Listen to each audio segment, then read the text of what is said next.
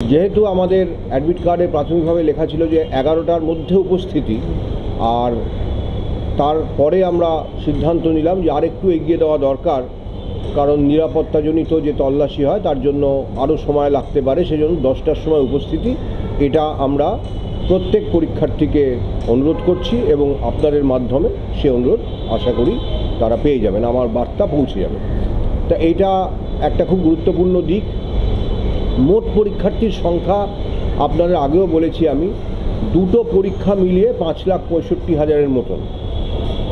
তার মধ্যে 3,19,919 এই সংখ্যাটা হচ্ছে আগামীকাল যে পরীক্ষাটা হতে চলেছে, যেটা 14 তারিখ হতে চলেছে, অর্থাৎ 11-12 একাদশ দ্বাদশ শ্রেণীর জন্য।